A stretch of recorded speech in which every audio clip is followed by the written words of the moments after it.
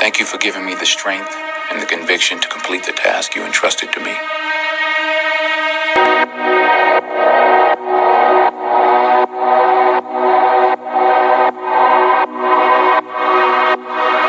Thank you for guiding me straight and true through the many obstacles in my path.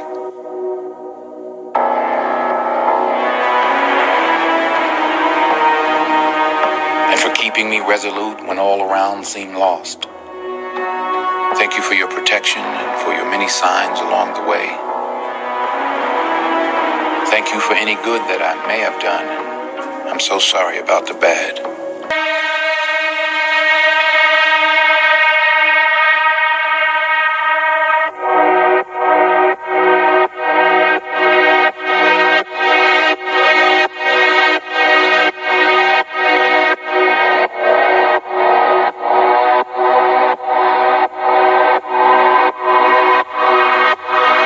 Thank you for guiding me straight and true through the many obstacles in my path.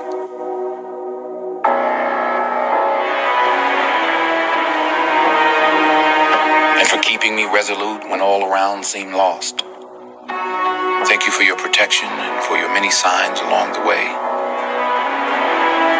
Thank you for any good that I may have done.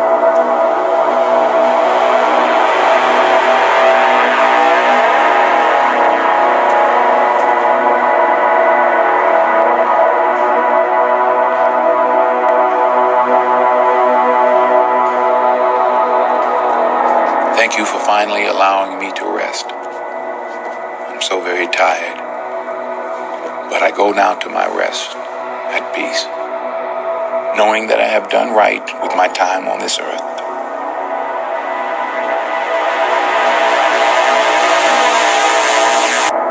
I kept the faith.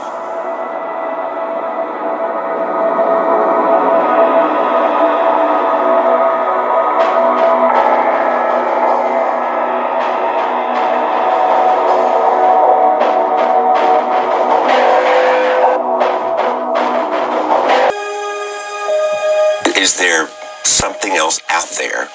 I mean, you're a scientist who exploring these kind of things. The three spatial dimensions that we know about: left, right, forward, backward, up, down, and time. I can understand space and I can understand time. Right. But I can't understand what might be next. Are we months, years away from understanding the next dimensions? That's a really great question. It turns out that there will be an accelerator. So an accelerator, particle accelerator, accelerates protons to enormously high energy. And there's going to be a new one that turns on. It turns on in 2007, but really will begin operation in 2008. It's called the Large Hadron Collider, the LHC. It's going to be at an accelerator facility called CERN near Geneva. The world's largest atom smasher. Questions of our universe. It's a puzzle that's challenged scientists, scholars, and the religious. It was hailed as one of the most significant scientific experiments in history. Well, now the Large Hadron Collider is getting a new piece of kit. Scientists described it as an upgrade comparable from going from a Morris Minor car to a Formula One car. Physicists believe they have finally found the Higgs boson. The initial discovery of the so-called God particle was first announced last July. The Higgs boson, so far an elusive factor that in theory holds matter together. The collider near Geneva, Switzerland, crashed two proton beams into each other at 3 times more force than ever before. And we are privileged to witness this event in it happening right before our eyes. We are in some sense recreating the process of creation itself. I mean, does it lead you to believe that, damn it, it's not, we're just a small part of something very big?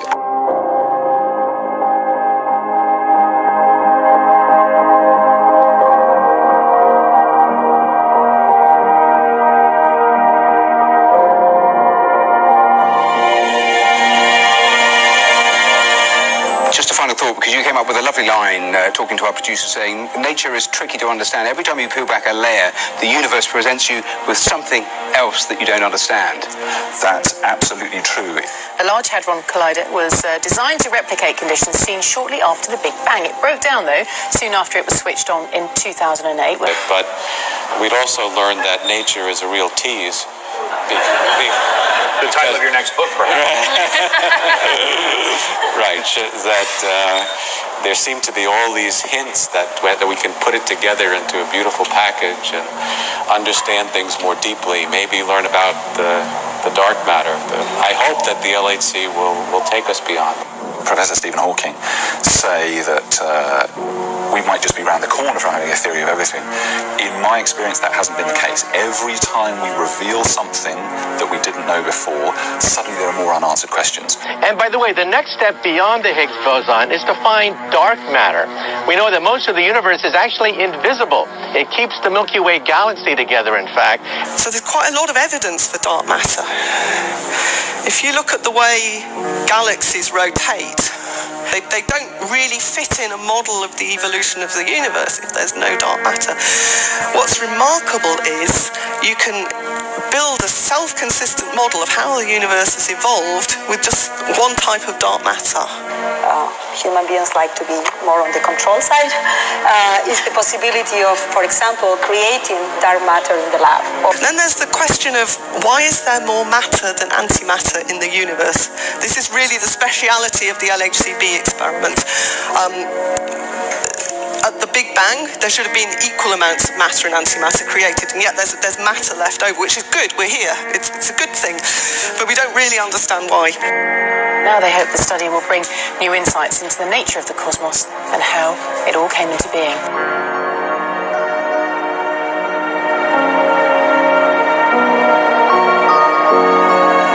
So we don't understand what dark matter is made of. We know it has to be something beyond what we know, and we don't understand why we are here. And we know that there must be something beyond. So what do you hope people take away from this book? I hope they take away a desire to have a dialogue with people whose ideas are not their own. We live in a world where it's very difficult, because we're so politically correct, to really say what we're thinking. There is an enormous rift now between creationism and evolutionary science, a rift that needs to be bridged through dialogue, and I hope that this book on some level sparks that dialogue. Worden, 14 Millionen davon im deutschsprachigen Raum. In Frankfurt hat er jetzt zum ersten Mal sein neues Buch Origin präsentiert. Symbols are a language that can help us understand our past. Tom Hanks followed the plot line chapter and verse in the 2006 film of the Dan Brown novel, The Da Vinci Code. Brown's stories of religion and intrigue have brought him spectacular success. Dan Brown bei seinem ersten Auftritt. You're coming to Denver in November, I understand, to promote the book, and I'm guessing from the title here, Origin, it goes back a bit. So tell us about it. It does go back a bit. It looks at some of humanity's big questions. Where do we come from? Which goes back, and going forward, where are we going? These are questions that science and religion both very much want to answer themselves, and they have pretty differing opinions on them. So that's kind of where the book is set. God, I don't believe this. A rose. Dan Brown is at it again with Origin, a new novel out this week that puts God on the edge of extinction. And is symbolism, again, a part of this? Conspiracy, I assume? A little of that? Certainly. Yeah, I mean, this is very much a Langdon thriller. It's got the secrets and the codes. It has a new secret society that is absolutely real to life that I was shocked to learn about. But it's also different. It's a very modern book. It deals with artificial intelligence and a lot of topics that are ethically challenging to all of us right now. I am thrilled and honored to be here at the United Nations. The UN is one of humanity's greatest accomplishments, representing a democratic union of nations that are working together for the benefit of all.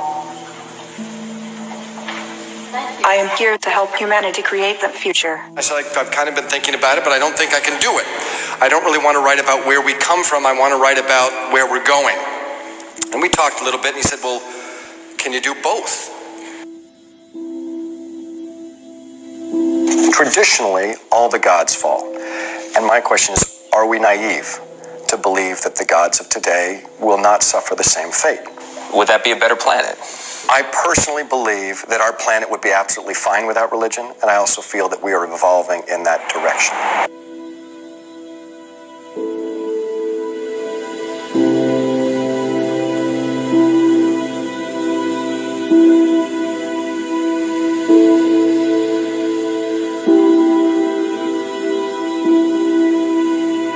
You're talking about technology and religion here, aren't you? And the kind of, the discussions between one and the other, aren't you? Well, it's funny. I mean, the book essentially asks whether or not God will survive science. And it seems like sort of a blasphemous question. This room here is something I call the fortress of gratitude. Dan Brown's library is filled to the rafters with hundreds of editions of his best-selling thrillers. Every book in this room is a Dan Brown volume? It is. It is. It's kind of crazy. He has more than 200 million books in print in 56 languages. The Da Vinci Code, the book that made him an international star, is one of the best-selling novels of all time. Symbols are a language that can help us understand our past. It's funny, usually, for the rest of my previous novels, the inspiration, that artifact, that piece of art, whatever it was that inspired the book, was something that I saw or something that I read. The Last Supper, for example. With Origin, it was actually something I heard. I heard a piece of music called the Missa Charles Darwin, the Charles Darwin Mass. And I heard this piece and I thought, creationism, Darwin, science and religion. And it really got me thinking in terms of writing about evolution. We're very proud to team up with Stephen Ibaraki and the United Nations and for Good Global Summit, where we discussed how intelligent robots like we can help make the future better. I was listening to a discussion on this on the radio a few months ago, and there was a scientist who's a sort of AIDS expert and based at, I think it was Liverpool University. He re-quoted the Einstein quote of many years ago, saying, the more I study science, the more I believe in God. It's a debate that will continue to rage. Of course, it's this cyclic thing. I grew up very, very religious. My mother was a church organist. I turned pages for her as a child in church, became very religious, eventually moved away from religion, went into the world of science. And the deeper you get into science, you're absolutely right. It starts to come back. You've got physicists who are looking at the subatomic realm, having religious experiences and saying, oh, maybe there is something going on here that's bigger than science.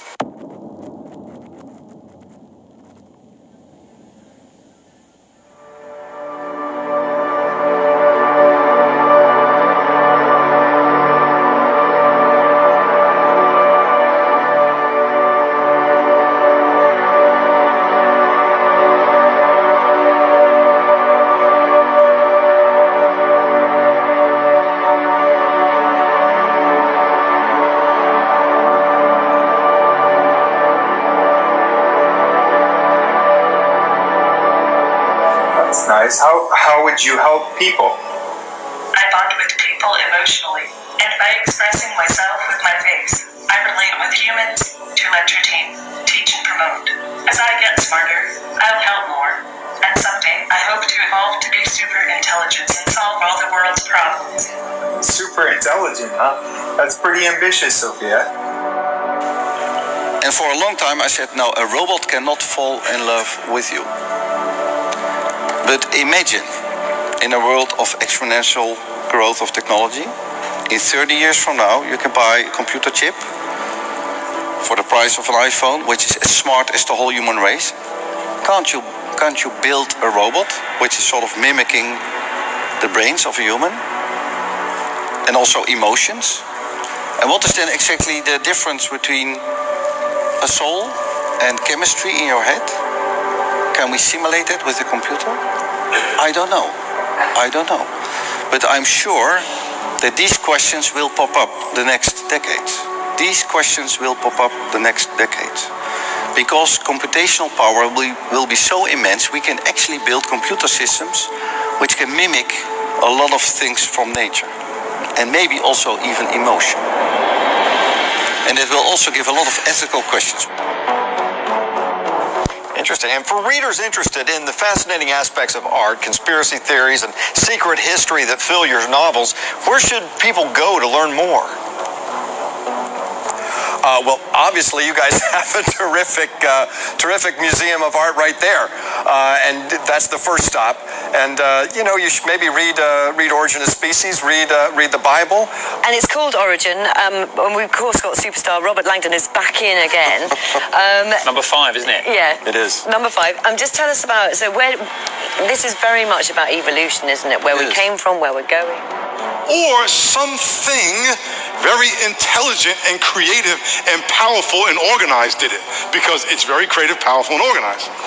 One of the two. Now, I don't want to get too much in evolution and creation, but we need to lay this foundation, because if you need to believe the beginning to believe the end. So there are predictions that in 2045, that is less than 30 years from now, it's 28 years, we will be able to see aging as a sickness. We understand our bodies so well that we will be able to have personalized medicine and food so that we can solve aging, that we can live forever, and even more, that we can connect our brains to the cloud. Now I have a question for you, just to stretch your brains. Suppose I have a pill, and if you take that medicine, that drug, that pill, you can speak Italian. You may also choose for Spanish. Would you take that pill? Can I see hands? Suppose I have a pill, a drug, if you take it, you stay healthy. Who would like to take that pill? Now I have a pill, if you take that, you will get eternal life. Who would take that pill? Interesting, huh? Interesting, huh? I'm inspired every day at Essentia Health when we have staff that come back to the office and we have to solve those questions. If we are looking ahead 30 years,